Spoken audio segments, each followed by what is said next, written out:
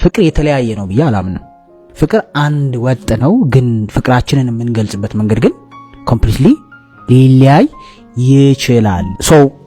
ፍቅር ሙቪ ላይ እንደምታዩት በትዝታ ዘፈን የታጀበ አይደል? ቀይ አበባ፣ የሚያምር ዋይን፣ ከዛ ደስ የሚል በቃ ይሄ ያለ አይደለም ሆት የሆነ ስሜት ነው ብዬ አላምንም አይደለም። ኦፍ ኮርስ በጣም ያ ደስ የሚል ስሜት ነው፣ ደስ የሚል ነገር ነው።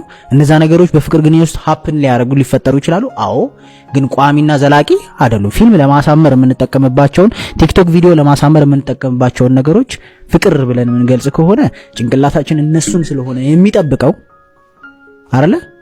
ሁለቱ መሃል ዲዞናንስ ይፈጠራል ማለት ነው። ኤክስፔክት በምናረገው በምናስበውና ምድር ላይ እየተፈጠረ ባለው ነገር ላይ ልዩነት ሲኖር ሰዎች ጭንቅላታቸው ውስጥ ግጭት ይፈጠራል። ሜቢ አልወዳትም፣ ሜቢ አይወደኝም፣ ሜቢ አንዋደድም የሚል ችግር ውስጥ የምንገባበት አንደኛው ምክንያት ያ ዲዞናንስ ወይም ደግሞ ያ አለመስማማት መፈጠር ነው። በጣም ትክክል ነው። እግዚአብሔር ፍቅር ማለት ወድሻለሁ፣ አፈቅርሻለሁ፣ ተበጠስኩልሽ፣ ተቆረጥኩልህ፣ ተፈለጥኩልህ ምናምን ሳይሆን ከውስጥ ሲሆን ከልብ የምር ከልብ ሲሆን ነው ፍቅር ማለት እንጂ እንደ ማንኛውም ሰው እንደ ሶሻል ሚዲያ እንደምናየው ወይም ደግሞ ሌላ ቦታ እንደምናየው ዝም ብሎ ለማስመሰል የሆነ ነገር ለማድረግ ምናምን የሚሰራ ፍቅር አይደለም። ፍቅር ምናልባትም መስጠት ነው ተብሎ የሚተረጎመው አይደለም። ማንኛውም ወንድ ፍቅር ውስጥ ሲሆን የሚያሳያቸው ኮመን ባህሪዎች አሉ። ኮመን የሆኑት የጋራ የሆኑትን ነው የምናወራ ያለው ከልቡ ፍቅር ውስጥ ሲሆን። በነገራችን ላይ አንድ ወንድ ፍቅር የያዘው ማለት ነሰሰርሊ ባል መሆን ይችላል አይደል? ፍቅረኛ መሆን ይችላል፣ አባት መሆን ይችላል ማለት አይደለም። አንድ ሴትም ተፈቀረች ማለት ተወደደች ማለት ነሰሰርሊ እናት፣ ሚስት አይደለም ጓደኛ መሆን ትችላለች ማለት አይደለም። ስለ ሰዎቹ ባህሪ እያወራው አይደለም ማለት። የኔት አፈቀረች ማለት ነገ ያገባሻል ማለት አይደለም። አፈቀረችህ ማለት ነገ ታገባሃለች ማለት አይደለም። ይሄን በደንብ መገንዘብ አለብህ። ግን ፍቅር የያዘው ሰው ግን ፈልጎ ሳይሆን አንኮንሺየስሊ የሚያሳየው ባህሪ አለ ለሚወደው ሰው። ያንን ነው እንድናወራ የምንፈልገው። በአፏችን እንትኗ ቸኮሌቷ ቀይዋ ነገር ምናምን ታምረዋል።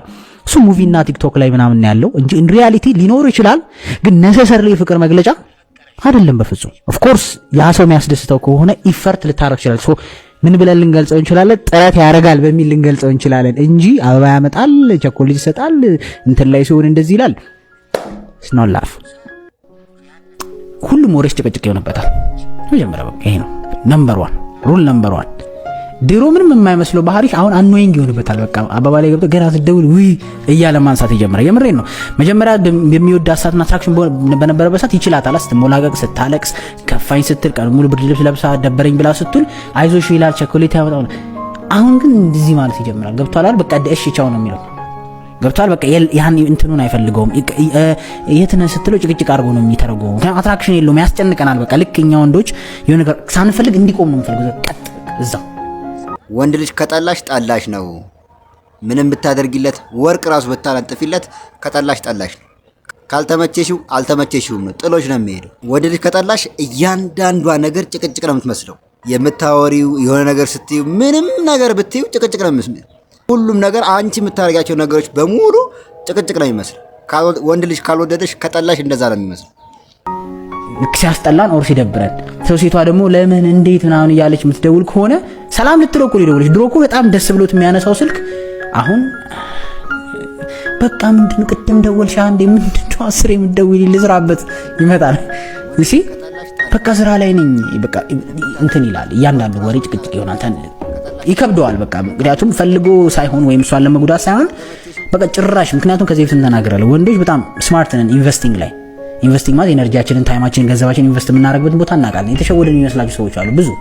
ኢቭን አንዳንድ በቃ ጥሩ ባህሪ የለውም ብለህ የምታስብ ወንድ ራሱ ምክንያት አለው ገንዘቡን ሲያወጣ። ዝም ብሎ ሞኝ ሆኖ አይደለም፣ ከአንቺ የሚፈልገው ሪተርን ስላለ ነው፣ እሱንም ስለሚያሳካ ነው። ምናልባት የሚያወጣው ገንዘብ የሚያገኘው ነገር ሞር ስለሚበልጥበት ነው። ለምሳሌ ለሴክሹዋል ነገር ብዙ ይከፍላል፣ ብዙ መኪና የሚገዛ ምናምን ይኖራል። ያ ሰውዬ ተሸውዶ አይደለም፣ እውነቱን ስነግርህ በጣም ብዙ ብር አለው፣ ለሱ ምንም አይደለም። የሚፈልገውን ነገር ለማግኘት ያን ብር ያወጣል አይደል? ብዙ ሰዎች አታላው ምናምን፣ ግን ማን የተታለለው ሪሊ ብለህ ስታስብ እንግዲህ እሱን ወደ ላይ አናላይዝ ማድረግ ይፈልጋል አይደል? ማን እንደተጎዳ ሪሊ እዛ ውስጥ አልገባም። ሶ ኢን ጀነራል ግን ኢንትረስት ከሌለው ወንድ ልጅ ሁሉ ነገር ጭቅጭቅ ነው የሚሆንበት። እናገኘ ስትይ ጭቅጭቅ ነው፣ ስልክ ስትደውይ ጭቅጭቅ ነው አይደል? ለምን አመሸህ ብትይ ጭቅጭቅ ነው አይደል? ከማጋ ነበርክ ጭቅጭቅ ነው ይሆንበታል። በቃ ማንም ጥሩም ወንድ ቢሆን ይሰለቸዋል ነው ስለመናገር። ግን ያው በተቻለ አቅም ያው ደግሞ አልፈልግም ብሎ መናገር ስለሚቻል በሚለው ግን ዞሮ ምልክቶቹን አያወራን ነው ሲምፕተሞቹን ጭቅጭቅ ይሆናል ሁሉም ነገር በቃ ለመነጋገር ፈቃደኛ አይደለም። ፍቅር ያለወጥነውን ሰው በጸብ በዱላ በነገር በስድብ በቁጣ በማኩረፍ ቤት ለቆ በመሄድ በመክሰስ ምን በማለት አንለውጠው። በጣም ብዙ ሺህ ኢትዮጵያ ውስጥም ውጭ ሀገርም በየትኛውም ቦታ ላይ ባልና ሚስቶች በጣም ከሚረሱት ሴት ልጅም ከምትረሳ ወንድ ልጅም ከሚረሳው ነገር አንዱ ይሄ ነው።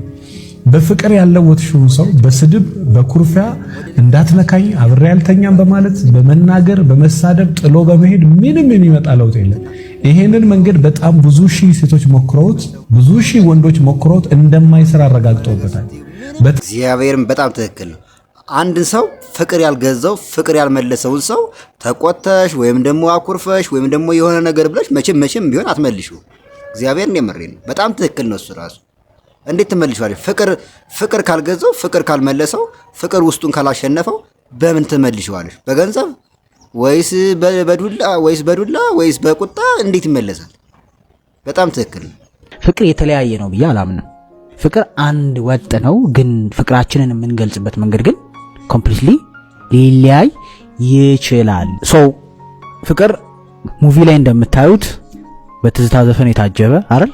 ቀይ አበባ፣ የሚያምር ዋይን፣ ከዛ ደስ የሚል በቂ ያለ አይደለም ሆት የሆነ ስሜት ነው ብዬ አላምንምም አይደለም። ኦፍ ኮርስ በጣም ያ ደስ የሚል ስሜት ነው፣ ደስ የሚል ነገር ነው። እነዛ ነገሮች በፍቅር ግንኙነት ውስጥ ሀፕን ሊያደርጉ ሊፈጠሩ ይችላሉ። አዎ፣ ግን ቋሚና ዘላቂ አይደሉም። ፊልም ለማሳመር የምንጠቀምባቸውን ቲክቶክ ቪዲዮ ለማሳመር የምንጠቀምባቸውን ነገሮች ፍቅር ብለን የምንገልጽ ከሆነ ጭንቅላታችን እነሱን ስለሆነ የሚጠብቀው አይደለ? ሁለቱ መሃል ዲዞናንስ ይፈጠራል ማለት ነው። ኤክስፔክት በምናረገው በምናስበውና ምድር ላይ እየተፈጠረ ባለው ነገር ላይ ልዩነት ሲኖር ሰዎች ጭንቅላታቸው ውስጥ ግጭት ይፈጠራል። ሜቢ አልወዳትም፣ ሜቢ አይወደኝም፣ ሜቢ አንዋደድም የሚል ችግር ውስጥ የምንገባበት አንደኛው ምክንያት ያ ዲዞናንስ ወይም ደግሞ ያ አለመስማማት መፈጠር ነው። ፍቅር ምናልባትም መስጠት ነው ተብሎ የሚተረጎመው አይደለም። ማንኛውም ወንድ ፍቅር ውስጥ ሲሆን የሚያሳያቸው ኮመን ባህሪዎች አሉ። ኮመን የሆኑት የጋራ የሆኑትን ነው የምናወራ ያለው ነው ከልቡ ፍቅር ውስጥ ሲሆን። በነገራችን ላይ አንድ ወንድ ፍቅር የያዘው ማለት ነሰሰርሊ ባል መሆን ይችላል አይደል? ፍቅረኛ መሆን ይችላል፣ አባት መሆን ይችላል ማለት አይደለም። አንድ ሴትም ተፈቀረች ማለት ተወደደች ማለት ነሰሰርሊ እናት፣ ሚስት አይደለም ጓደኛ መሆን ትችላለች ማለት አይደለም። ስለ ሰዎቹ ባህሪ እያወራው አይደለም ማለት ነው። ግን ፍቅር የያዘው ሰው ግን ፈልጎ ሳይሆን አንኮንሺየስሊ የሚያሳየው ባህሪ አለ ለሚወደው ሰው። ያንን ነው እንድናወራ የምንፈልገው። በአፏችን እንትኗ ቸኮሌቷ ቀዩዋ ነገር ምናምን ታምረዋል እሱ ሙቪና ቲክቶክ ላይ ምናምን ያለው እንጂ ኢን ሪያሊቲ ሊኖር ይችላል፣ ግን ነሰሰርሊ ፍቅር መግለጫ አይደለም በፍጹም። ኦፍ ኮርስ ያ ሰው የሚያስደስተው ከሆነ ኢፈርት ልታረግ ይችላል። ምን ብለን ልንገልጸው እንችላለን? ጥረት ያደርጋል በሚል ልንገልጸው እንችላለን እንጂ አበባ ያመጣል፣ ቸኮሌት ይሰጣል፣ እንትን ላይ ሲሆን እንደዚህ ይላል ስኖት ላፍ። ሁሉም ወሬስ ጭቅጭቅ ይሆንበታል። መጀመሪያ በቃ ይሄ ነው ሩል ነምበር 1። ድሮ ምንም የማይመስለው ባህሪ አሁን አኖይንግ ይሆንበታል። በቃ አበባ ላይ ገብቶ ገና ስትደውል ውይ እያለ ማንሳት ይጀምራል። የምሬን ነው። መጀመሪያ በሚወዳት ሰዓትና አትራክሽን በነበረበት ሰዓት ይችላታል። ስትሞላቀቅ፣ ስታለቅስ፣ ከፋኝ ስትል፣ ቀን ሙሉ ብርድ ልብስ ለብሳ ደበረኝ ብላ ስትል አይዞሽ ይላል፣ ቸኮሌት ያመጣል። አሁን ግን እንደዚህ ማለት ይጀምራል። ገብቷል አይደል? በቃ እሺ ቻው ነው የሚለው። ገብቷል? በቃ ያን እንትኑን አይፈልገውም። የት ነህ ስትለው ጭቅጭቅ አድርጎ ነው የሚተረጎመው። ምክንያቱም አትራክሽን የለውም፣ ያስጨንቀናል። በቃ ልክ እኛ ወንዶች የሆነ ነገር ሳንፈልግ እንዲቆም ነው የምፈልገው። ቀጥ እዛው ሲያስጠላን ኦር ሲደብረን ሴቷ ደግሞ ለምን እንዴት ምናምን እያለች የምትደውል ከሆነ ሰላም ልትለው እኮ ሊደውልሽ። ድሮ እኮ በጣም ደስ ብሎት የሚያነሳው ስልክ አሁን ያለ ምንም ምክንያት የሚያኮርፍ ሰው በቃ ምንድነው ቅድም ደወልሽ አንዴ ምንድነው አስሬ የምትደውይልኝ ልዝራበት ይመጣል። እሺ በቃ ስራ ላይ ነኝ በቃ እንትን ይላል። እያንዳንዱ ወሬ ጭቅጭቅ ይሆናል፣ ይከብደዋል። በቃ ምክንያቱም ፈልጎ ሳይሆን ወይም እሷን ለመጉዳት ሳይሆን በቃ ጭራሽ። ምክንያቱም ከዚህ በፊት ተናግረናል፣ ወንዶች በጣም ስማርት ነን። ኢንቨስቲንግ ማለት ኤነርጂያችንን፣ ታይማችንን፣ ገንዘባችንን ኢንቨስት የምናደርግበትን ቦታ እናውቃለን። የተሸወደን የሚመስላቸው ሰዎች አሉ ብዙ። ኢቭን አንዳንድ በቃ ጥሩ ባህሪ የለውም ብለህ የምታስብ ወንድ ራሱ ምክንያት አለው ገንዘቡን ሲያወጣ። ዝም ብሎ ሞኝ ሆኖ አይደለም፣ ከአንቺ የሚፈልገው ሪተርን ስላለ ነው፣ እሱንም ስለሚያሳካ ነው። ምናልባት የሚያወጣው ገንዘብ የሚያገኘው ነገር ሞር ስለሚበልጥበት ነው። ለምሳሌ ለሴክሹዋል ነገር ብዙ የሚከፍል አለ፣ ብዙ መኪና የሚገዛ ምናምን ይኖራል።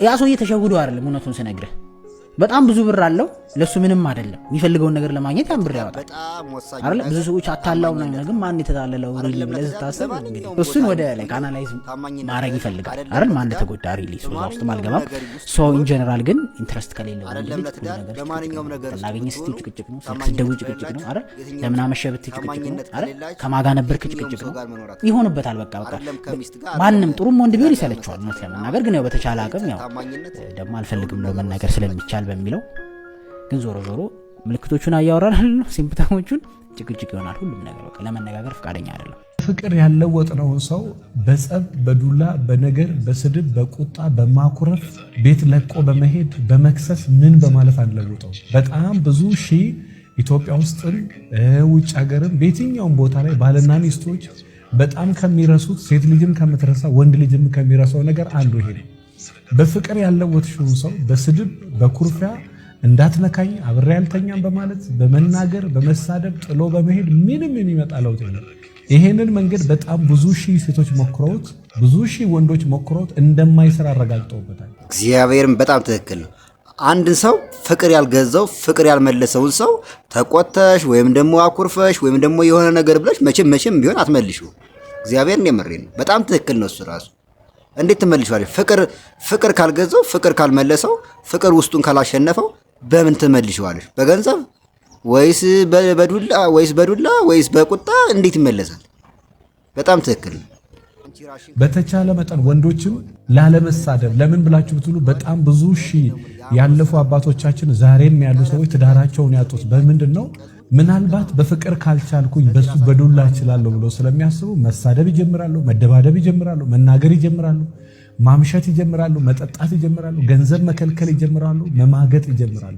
በፍቅር ያለወጣችሁትን ሰው በእርግጠኝነት ነው የምነግራችሁ በስድብ በዱላ በንቀት በስድብ በምንም መንገድ መለወጥ አትችሉም የለወጣችሁት ምናልባት በፍቅር ነው የሚሆነው ከዚህ በፊት በመከራችሁትም የሆነን ሰው መለወጥ ከተቻለ መለወጥ ቢቻለው በፍቅር ነው አንድ ምሳሌ ልንገራችሁ አንድ ሴት ሱሰኛ የነበረን ሰው እኔ ለውጠዋለሁ ብላ ታገባለች ይሳካላትና ደግሞ ትለውጠዋለች በዛሬ ዘመን ደግሞ የሆነን ሰው ለውጣለሁ ብላ ገብታ ትኩረቷ ሁሉ ለውጥ ላይ ይሆንና ሰውየው ላይ አይሆንም በፍቅር ሲያቀታት መናገር መሳደብ መቆጣት ማኩረፍ እንዳትነካኝ ማለት ባህሪ ለውጥ ማምጣት ትጀምራለች ጭራሽ ከዛን በማስተካከል ፈንታ ሌላ ብልሽት ቤት ውስጥ አመጣለች የምትፈልገውን በግልጽ የምትናገር ከሆነ ዝም ብላ ከማኩረፍ ይልቅ ዝም ብሎ ከማኩረፍ ይልቅ ባለቤቴ ይሄን ያስከፋኝ ይሄ ነው ቅር ያለኝ በዚህ ነገር ደስ አላለኝ እና እባክሽን አስተካክልኝ ይሄ ነገር አስከፍቶኛል እባክህን ዝም ብላ የምታቆርፍ ከሆነ ኩልፍ ይሰለቻል ደጋግሞ እሷን ማባበል ይሰለቻል በነገራችን ላይ ዝም ብሎ ያለ ምንም ምክንያት የሚያቆርፍ ሰው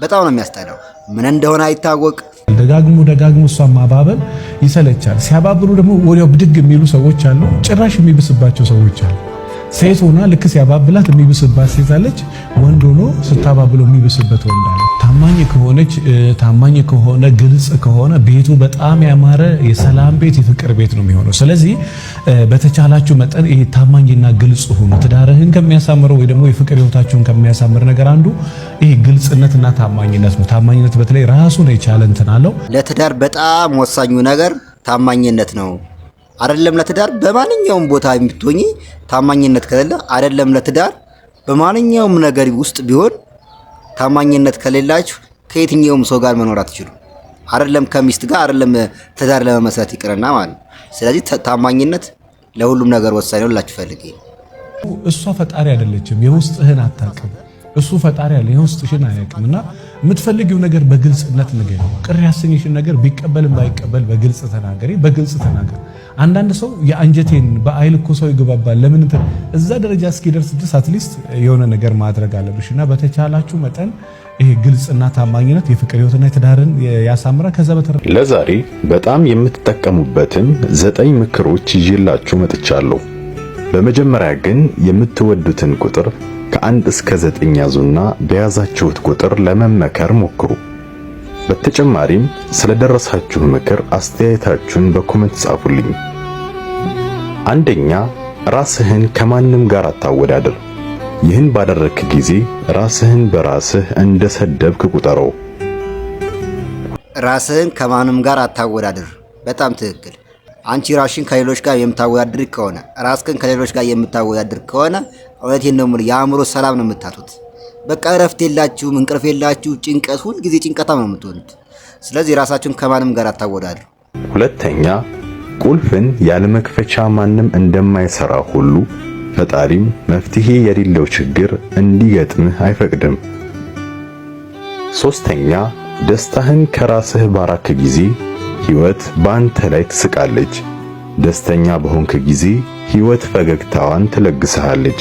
ሌሎች እንዲደሰቱ ምክንያት በሆንክ ጊዜ ግን ሕይወት የከበረ ሰላምታዋን ታቀርብልሃለች። አራተኛ ማንኛውም ስኬታማ ሰው ከበስተጀርባው አስቸጋሪ ታሪኮች እንዳሉት ሁሉ ማንኛውም የችግር ታሪክ መጠናቀቂያው ስኬት ይሆናል። ስለሆነም ችግሩን ተቀበልና ለስኬት ተዘጋጅ። አምስተኛ የሌሎችን ስህተት ለመተቸት በጣም ቀላል ነው። ከባዱ ነገር የራስህን ስህተት መረዳቱ ላይ ነው። ማንኛውም ሰው ማንኛውም ፕሮፌሰርም በሉት ማንም ሊቅም በሉት ምንም በሉት ማለት ነው ሳይሳሳት የሆነች ነገር ሳይሳሳት ምንም ነገር ማድረግ አይችልም፣ የትም ቦታ አልደረሰም። ስለዚህ የሆነ ነገር ለማድረግ መሳሳትን አትፍሩ። ስድስተኛ የተፈጠረልህ መልካም አጋጣሚ ባመለጠህ ጊዜ እዛው ባለህበት ቆመህ ዓይንህን በእንባ አትምላ። ቀጣዩንና የተሻለውን መልካም አጋጣሚ እንዳታይ ይከለክልሃል። ሰባተኛ ለችግር ፊትን ማዞር ችግሩን አይቀይረውም፣ ችግሩን መጋፈጥ እንጂ። በሌሎች ቅሬታን ከማሰማት ራስን ለውጦ ሰላምን መግዛት። ስምንተኛ ስህተቱ በተፈጠረበት ወቅት ስሜትን ይጎዳል። ከዓመታት በኋላ የስህተቶች ድምር የሚፈጥረውና ወደ ስኬት የሚያመራው ከስህተት መማር ተሞክሮ እንለዋለን። ዘጠነኛ የቀለጠ ወርቅ ጌጣጌጥ እንደሚሆነው አንተም በብዙ ችግር ባለፍክ ቁጥር አንተነትህ እያደገ መሆኑን አትርሳ። በመሆኑም ስትሸነፍ ጠንካራ፣ ስታሸንፍ የተረጋጋ ሁን።